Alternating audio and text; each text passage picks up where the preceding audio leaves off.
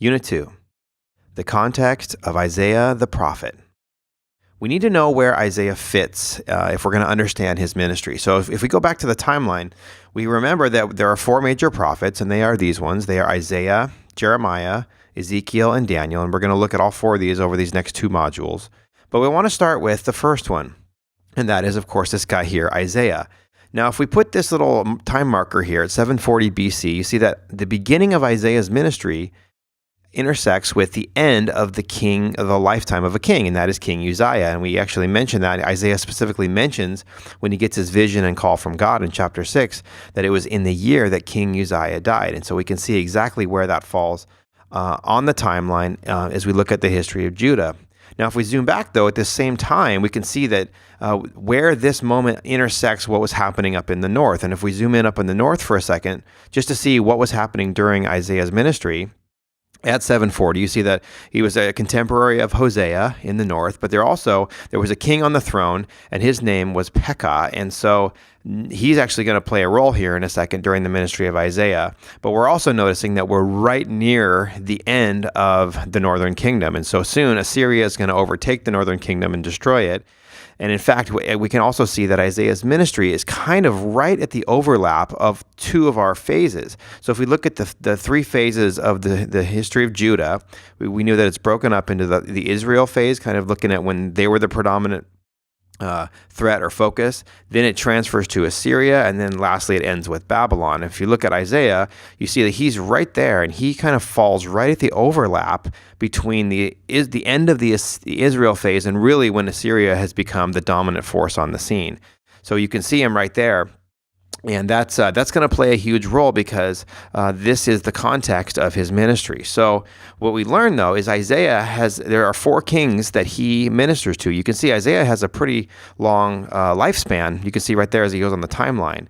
So who are the four kings that Isaiah ministers to? Well, it is these four. It is Uzziah, Ahaz, Jotham, and Hezekiah. In fact, we know this specifically because this is from the first verse of Isaiah, which says that the vision of Isaiah, the son of Amos, which he saw concerning Judah and Jerusalem in the days of Uzziah, Jotham, Ahaz, Hezekiah, kings of Judah. So this is kind of the time block that Isaiah gives us, which is great because it helps us identify exactly in history where that falls. So you've got kind of these four kings, but really there's two that matter.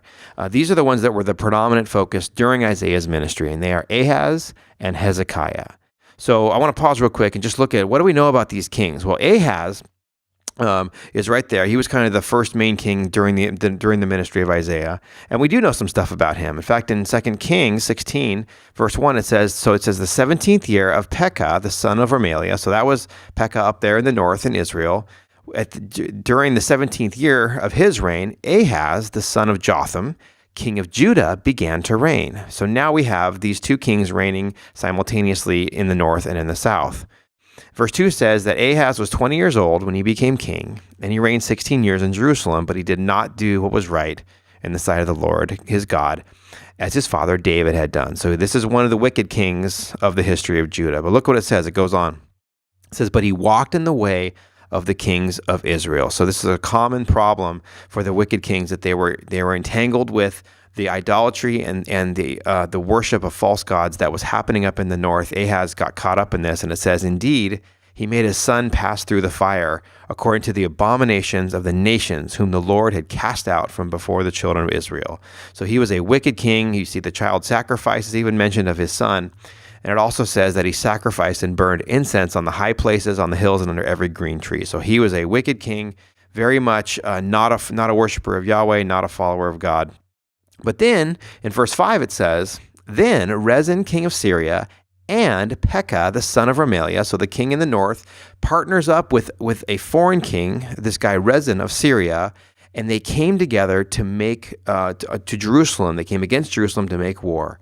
And they besieged Ahaz, but they could not overcome him. So there's this war where where you have the north who partners up with Syria, and they both together attack Judah, and they specifically attack Ahaz, but they could not overcome him. Now, this is a really interesting verse because one of the main reasons, there's a number of reasons, but one of the primary influences that we will see during this time was the prophet Isaiah.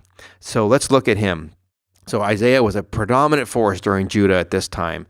God had raised him up during this time. But Ahaz, it was an ungodly king. We know that. We also know, as we just looked at, that he was attacked by the combination of Israel and Syria together.